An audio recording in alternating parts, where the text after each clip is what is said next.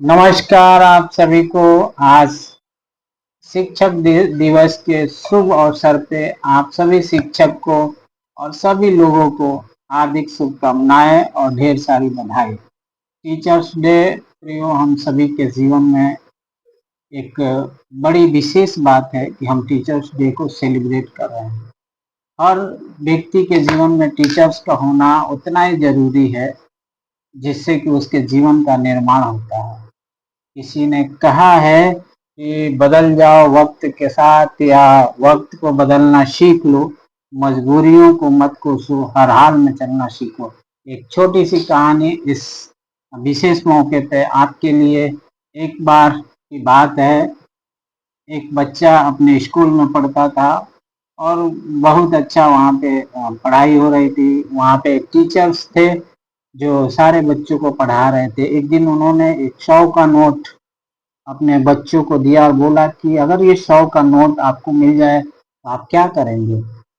अलग अलग तरीके से बच्चों ने रिएक्ट किया, बताया कि मैं टॉफी खरीदूंगा, मैं ये करूंगा, मैं वो करूंगा। और कुछ बच्चियां थी, उन्होंने कहा मैं अपने लिए गुड़िया खरीदूंगा। और भी तमाम लोगों ने कहा, लेकिन उनमें से एक बालक था जिसने कहा ये 100 का नोट मुझे मिले तो मैं अपने मम्मी के लिए एक चश्मा खरीदूंगा।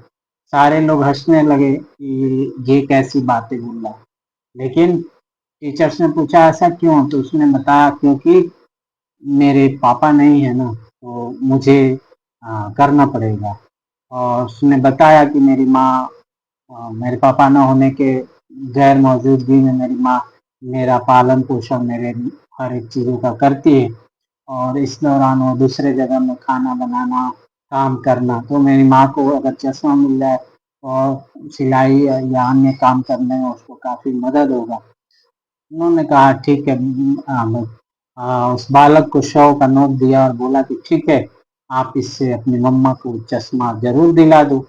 और वो बालक, और उन्होंने वो नोट देने के साथ साथ उससे कहा ये 100 का उधार है और जब तुम्हारे पास हो तो उसे लौटा देना। फिर वो बालक अपने घर को गया और अपनी मम्मा को चश्मा दिलाया। ऐसे ही वक्त बदले, हालात बदले, और एक दिन ऐसा समय आया कि 20 साल बाद वही बालक जब अपने गाड़ी से उतरता है, उस स्कूल की तरफ जाता है, चारों तरफ लोग सावधान हो जाते हैं क्योंकि वो आम बालक नहीं, एक कलेक्टर बन गया था। और जब वो स्कूल के अंदर जाता है, सारे लोग हक्का बक्का हो जाते हैं। और वो धीरे से पूछ करके उस टीचर के पास जाता है जो अभी भी क्लास ले रहे हैं, जहाँ पे बच्चे अभी भी पढ़ रहे हैं। और वो अपने टीचर को पहचाना, उनको प्रणाम किया और उनको 100 रुपया ये वापस किया और बताया कि सर, ये 100 रुपया जो आपने मुझे कर्ज दिया था। और उसी से मैंने ये सीखा कि मजबूरियों को नहीं कोसना, आगे बढ़ना है। और इस छोटी सी इस कहानी का हमें सारांश ये मिलता है कि हमें वक्त, हालात, मजबूरियों में नहीं जाना है बल्कि आगे बढ़ना है। इस शिक्षक दिवस के मौके पे आपका भी आ, आपके लिए भी ये प्रेरणा है, मेरे लिए भी प्रेरणा है कि हम सब हालात, मजबूरियों में न जाएं और न रुकें बल्कि आगे बढ़ें।